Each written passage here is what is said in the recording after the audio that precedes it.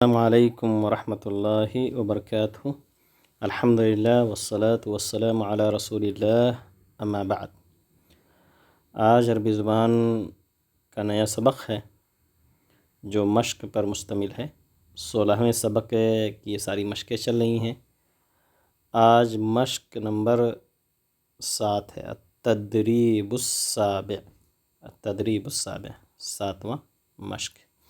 اسی تدریب سے ایک ورڈ آپ بہت سنتے ہوں گے، خاص طور سے اگر آپ نے جم وغیرہ کا جوائنٹ کیا ہوگا تو کہا جاتا ہے مدرب۔ مدرب کے معنی ہوتا ہے مشق کرانے والا، ٹرینر۔ کسی بھی چیز کی جو آپ کو ٹریننگ دے وہ مدرب کہلاتا ہے، چاہے وہ کسی ایجوکیشن کے فیلڈ میں بھی اگر وہ آپ کو کسی چیز کے لیے ٹرین کر رہا ہے تو وہ مدرب ہے۔ تو ایسے میرے ذہن میں آیا کہ آپ کو بتا دیں تاکہ یہ ورڈ آپ سنیں تو آپ کے لیے عجیب نہ لگے۔ تو التدریب السابع 7واں مشق، مدرب، اور اس کی جمع مدربون آتی ہے اور مدربین۔ آئیے دیکھتے ہیں آج کے اس سبق کے، اس مشق کے اندر سبق کے بہت ہی بہترین اور انٹرسٹنگ چیزیں ہیں۔ جو چیزیں آپ نے سیکھا ہے اسی کی رپلائی کرنی ہے۔ میں تھوڑا سا بتا دوں تاکہ آپ کے لیے پھر ایزی ہو جائے۔ یہ پورا مشق ہے، ہم نے حاذا بھی پڑھا ہے۔ حاذا یہ اسم اشارہ ہے، قریب کے لیے ہے اور مذکر کے لیے ہے۔ اس کے بالکل اپوزٹ حاذی ہے جو کہ مؤنث کے لیے ہے اور قریب کے لیے ہے، جس کا معنی یہ ہے۔ تو حاذا کے معنی میں بھی یہ اور حاذی کے معنی بھی یہ۔ البتہ ہم سمجھ گئے ہوں گے کہ حاذا مذکر کی طرف اشارہ کریں گے اور حاذی سے مؤنث کی طرف اشارہ کریں گے۔ اس کے بعد دوسرا لفظ ہے ہوا۔ یہ پروناؤن ہے جس کو ہم اپنی زبان میں ضمیر کہتے ہیں، اس میں ضمیر، جیسے انگلش میں ہی اور شی ہے، ایسے ہی عربی زبان کے اندر بھی ہے۔ تو ہوا یہ مذکر کے لیے ہے اور اس کے بالکل اپوزٹ ہی یا مؤنث کے لیے ہے۔ تو ھذا ہوا۔ اب ان دونوں لفظوں سے ہم سمجھ گئے کہ اب جو ورڈ آئے گا وہ مذکر ہی ہوگا۔ نیچے کی مثال ہم لے لیتے ہیں، جیسے ھذا ہوا الطبیب، کیونکہ طبیب مذکر ہے۔ ھذہ ہی الطبیبہ، پچھلے لیسن میں ہم نے پڑھ لیا ہے کہ میل سے فیمیل کیسے بناتے ہیں، گولتا لگا دیتے ہیں، فیمیل بن جاتی ہے۔ تو ھذا هو الطبیب، ھذہ ہی الطبیبۃ، یہ وہ ڈاکٹر ہے اور یہ وہ لیڈی ڈاکٹرنی ہے۔ تیسرا لفظ ہے الذی، اس کو بھی ہم نے پڑھ لیا کہ یہ مذکر کے لیے ہے، جو کے معنی میں اسے اسم موصول کہتے ہیں، یعنی خاص طور سے یہ سینٹنس کو جوڑتے ہیں، جوڑنے کا کام کرتے ہیں، اسی لیے اس کو اسم موصول کہا جاتا ہے۔ یہ ہر زبان کے اندر پایا جاتا ہے۔ ہم اپنی زبان میں بولتے ہیں کہ میرے پاس ایک لڑکا آیا جو بہت محنتی ہے، تو جو ہے یہ اسم موصول ہے۔ ایسے ہی انگلش میں بھی آتا ہے، وچ وغیرہ استعمال کرتے ہیں سینٹنس کو آگے بڑھانے کے لیے، اس کا ایکسپلین کرنے کے لیے۔ تو الذی یہ اسم موصول ہے، اللتی یہ مؤنث کے لیے ہے۔ تو الذی مذکر کے لیے اور اللتی مؤنث کے لیے۔ تو اب یہ تینوں ھذا ہوا الذی یہ مذکر کے لیے ہیں جو ایک جملے میں استعمال ہوں گے، اور ھذہ ہی اللتی مؤنث کے لیے۔ پہلا جملہ ھذا ہوا، پھر نیچے لکھ دیا انہوں نے الطبیب الذی فی العیادہ، یہ وہ ڈاکٹر ہے جو کلینک میں ہے۔ ھذہ ہی الطبیبۃ التی فی العیادہ، یہ وہ لیڈی ڈاکٹرنی ہے جو کلینک کے اندر ہے۔ تو ایک ایگزامپل اگر آپ سمجھ لیے، ایک مثال، تب آئیے دیکھتے ہیں، آگے بڑھتے ہیں۔ سب ایزی ہے ماشاءاللہ۔ ھذا ہوا المدرس، یہ وہ مدرس ہے جو بلیک بورڈ کے سامنے ہے۔ ھذہ ہی المدرسہ، لیڈی ٹیچر ہے، التی امام السبورہ، جو بلیک بورڈ کے سامنے ہے۔ ھذا ہوا المریض، یہ وہ مریض ہے جو کلینک میں ہے۔ ھذہ ہی المریضہ التی فی العیادہ، جو کلینک میں ہے۔ ھذا ہوا الابن، یہ وہ بیٹا ہے، یہ وہ لڑکا ہے، الذی فی البیت، جو گھر میں ہے۔ ھذہ ہی الابنۃ التی فی البیت، یہ وہ بیٹی ہے، لڑکی ہے جو گھر کے اندر ہے۔ ھذا هو الحارس الذی فی الحدیقہ، یہ وہ گارڈ ہے، یہ وہ نگرانی کرنے والا ہے جو باغ میں ہے۔ ھذہ ہی الحارسہ التی فی الحدیقہ، یہ وہ نگرانی کرنے والی لیڈی ہے جو باغ میں ہے، گارڈن میں ہے۔ ھذا هو المضیف، یہ وہ میزبان ہے یا ایئر ہوسٹ ہے جو پلین میں ہے، یہ وہ ایئر ہوسٹس ہے جو پلین میں ہے۔ تو دیکھیں کتنا سمپل ہمیں یہ مشق لگا، کیونکہ ہم نے اس کی بیسک چیزیں سیکھ لی۔ ھذا هو الذی، تو بہت ہی آسان ہو گیا انشاءاللہ۔ مجھے امید ہے کہ آپ کا لیول اتنا تو بڑھ گیا ہوگا۔ ہو سکتا ہے جو فرسٹ لیسن کے طور پہ اسے دیکھے تو اس کے لیے مشکل لگے، لیکن جو ہمارے ساتھ کنٹینیوسلی میں کہوں گا جو بھی جوائنٹ ہوں ہمارے اس درس سے عربی کے، ان کے لیے ضروری ہے کہ وہ شروع لیسن سے پڑھیں۔ شروع لیسن سے ایک لیسن نمبر 1 سے اگر آپ پڑھتے ہوئیں گے تو انشاءاللہ یہ ساری چیزیں بالکل ہی ایزی ہوں گی۔ تو انشاءاللہ امید ہے کہ آپ ایسا ضرور کریں گے۔ اس کے بعد ہے التدریب الثامن، 8واں مشق۔ 8ویں مشق میں یہ کہہ رہے ہیں کہ آپ سینٹنس مکمل کیجئے، اکمل، کمپلیٹ کیجئے۔ فی المطبخ، فی المطبخ کچن میں کیا ہے؟ تو انہوں نے کئی بار ریپیٹ کیا ہے، ثلاجۃ و موقد کہربائی، اور آپ کو کئی بار ریپیٹ بھی کروایا تھا کہ انہوں نے 7 بار 8 بار، تاکہ آپ کے لیے آسان ہو جائے اس طرح کے جملے کمپلیٹ کرنے میں آسان ہو جائے۔ جتنے جملے آپ کے ذہن میں ہوں گے اتنا ہی آسان ہوگا آپ کو ایکسرسائز حل کرنے میں۔ سلۃ المہملات، سلۃ المہملات یعنی ڈسٹ بن، بیکار چیزوں کی ٹوکری یعنی ڈسٹ بن کہاں پر ہے؟ فی المطبخ، انہیں بتایا تھا مطبخ میں ہے، تحت حوض الماء، پانی کے ٹنکے کے نیچے یا پانی کے واش بیسن کے نیچے۔ ادوات المطبخ، کچن کے سامان کیا ہیں؟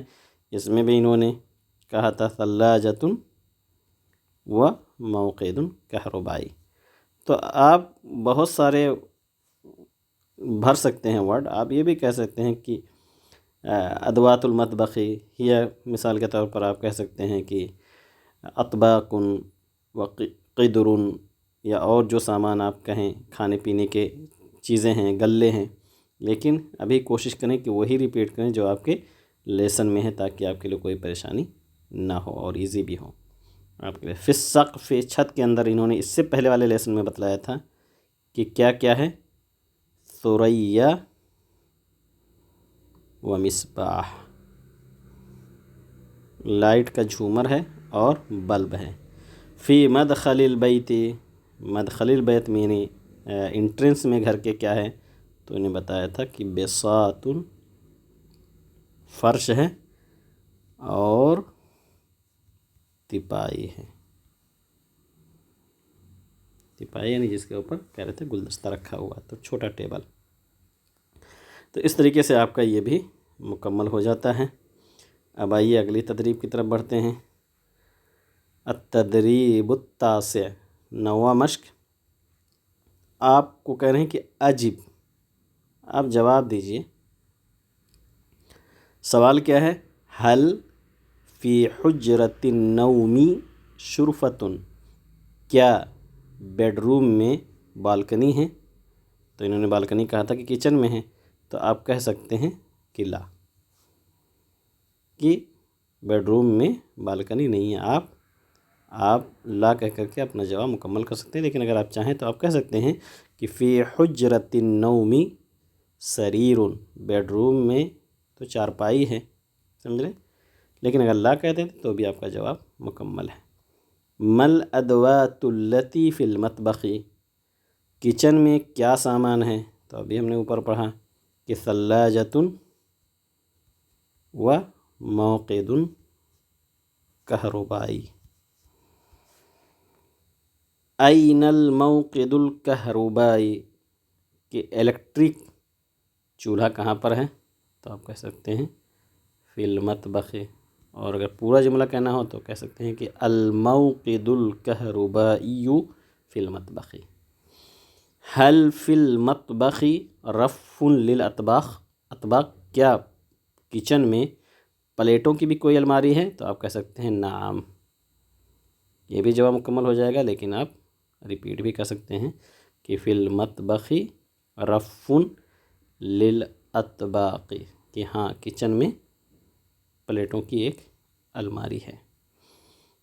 کم وجبتن یتناولها بکر فی الیوم، ایک دن میں، یوم کا جب لفظ بولا جاتا ہے تو وہ پورے 24 آورس پر مشتمل ہوتا ہے، یعنی 24 گھنٹے جس کو ہم کہتے ہیں. اور اگر دن اور رات کو الگ الگ کر کے بولنا رہتا ہے تو کہتے ہیں نہار کے معنی دن اور لیل کے معنی رات، لیکن یوم کا اطلاق ہوتا ہے پورے 24 گھنٹے میں. کم وجبتن یتناولها بکر فی الیوم، کتنے کھانے یا کتنی خوراک جو ہے بکر ایک دن میں لیتا ہے؟ تو ہم نے پڑھا تھا کہ 3 وجبات، بلکہ ہم سبھی اتنی ہی وجبے لیتے ہیں، اتنی ہی خوراک لیتے ہیں، اتنی بار کھاتے ہیں. تو 3 وجبات یتناولها بکر فی الیوم، کہ 3 ٹائم کا کھانا بکر ایک دن میں لیتا ہے. اس طریقے سے یہ آخری آج کا مشق ہے جو بہت ہی بہترین ہے. کہہ رہے ہیں کہ کون بنائیے 6 جمل، 6 جملے. یہ جمل جو ہے یہ جملے کا پلورل ہے، جملہ ہم بولتے ہیں ہماری زبان میں بھی استعمال ہے، اسی کا پلورل جمل ہے. کون 6 جمل، 6 جملے بنائیے، مستعیناً مدد لیتے ہوئے، کس سے؟ بالکلمات الآتیۃ، آنے والے کلموں سے، آنے والے جو کلمات ہیں ان کو لے کر کے آپ 6 جملے بنائیے. دیکھیے بہت سارے کلمات ہیں، الطبیب، بیت، فی، یفحص، قریب، بکر، حرام، من، المسجد، کبیرہ، حدیقہ، المریض، بعید، السوق، عن، القراءة، یکتب، حجرہ، حجرات، 3. کوئی ایسا کلمہ نہیں ہے میرے خیال میں جس کا معنی آپ نہ جانتے ہوں. انہوں نے تھوڑی سی ہیلپ بھی کر دیا ہے.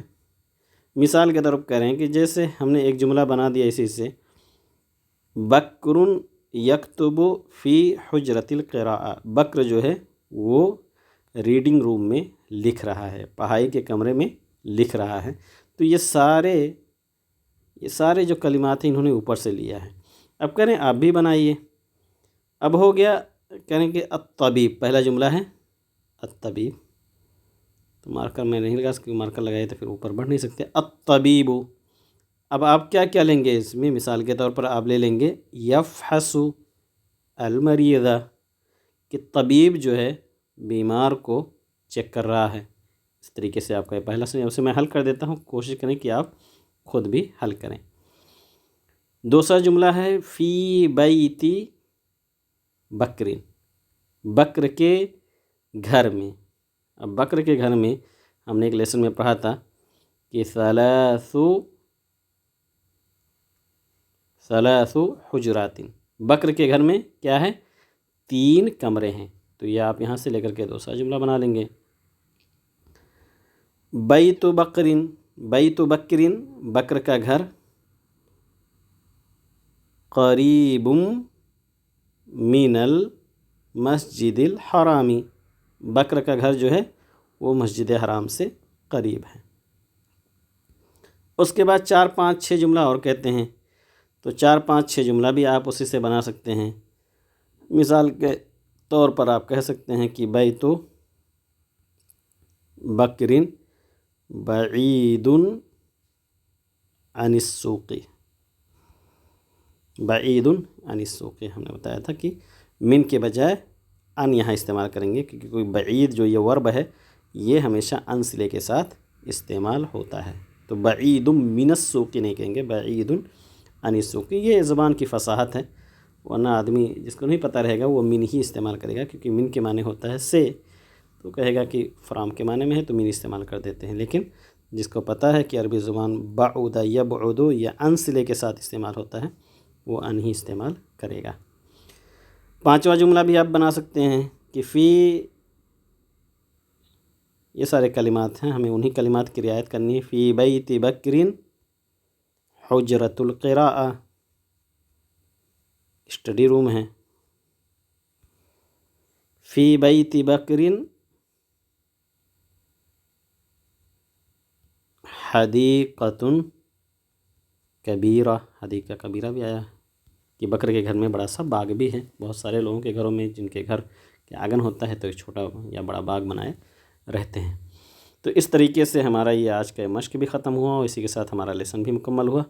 اللہ تعالیٰ سے دعا کریں کہ اللہ رب العالمین ہمیں اب مزید عربی زبان سیکھنے کے لیے محنت کرنے کی توفیق دے، اور اس زبان کو سیکھ کر بھرپور اس سے ہمیں اور آپ کو استفادے کی توفیق بھی عطا فرمائے۔